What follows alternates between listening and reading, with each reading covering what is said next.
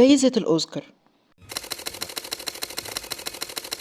أعظم جايزة في العالم، بس ما خدتش بالك بقصة الجايزة دي أو الشخص اللي عمله؟ ليه الجايزة دي مشهورة أصلا؟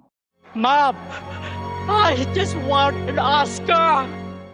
وقصة جايزة الأوسكار هي إن في شخص اسمه لويس بي عمل الجايزة في سنة 1927، فالجايزة دي لتكريم السينمائي.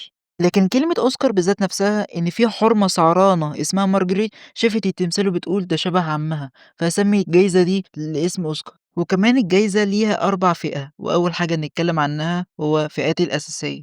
وأول فئة هي أعظم ممثل، وكمان الممثل لازم يتقن الدور حرفيا، وبيعمل أي حاجة علشان يعرف يتقن الدور، حتى لو في مشهد يبقى حامل لازم يتقن الدور برضه. والممثل لازم يقرا الكتاب أو الرواية عن الشخصية اللي هيمثلها.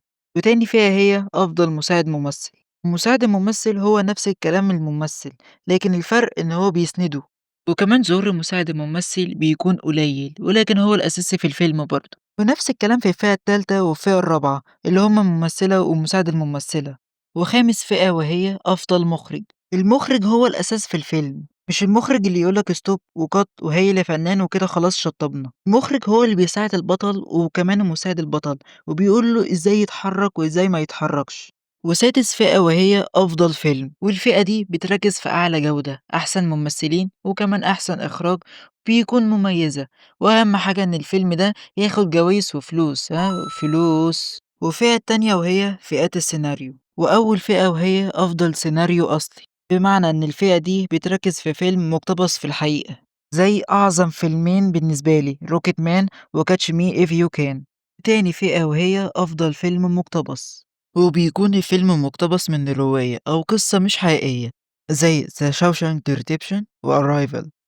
والفئة التالتة وهي فئة التقنية الإخراجية، والفئة دي يا برنس بتركز في المونتاج وتصفيف الشعر وأفضل مكياج وحاجات تافهة يعني. ورابع فئة وهي أفضل أفلام قصيرة ووثائقية والرسوم المتحركة، والفئة دي بتركز في أفلام مدته نص ساعة وأفلام كرتون يكون مدتها طويل أو مدتها قصير.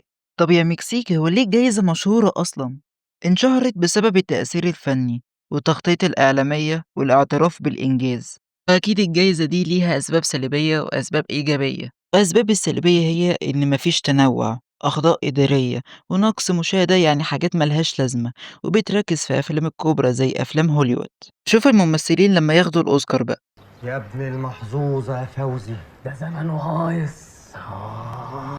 والمشكلة في حفلات الأوسكار دي لازم يكون فيها حاجة اسمها بوس، والمشكلة إن سعر الأوسكار دي سعرها 1 دولار بس، يعني طلعوا أحسن من المنايفة. بس كده اعمل لايك وفولو علشان تشوف كل جديد، وبيس.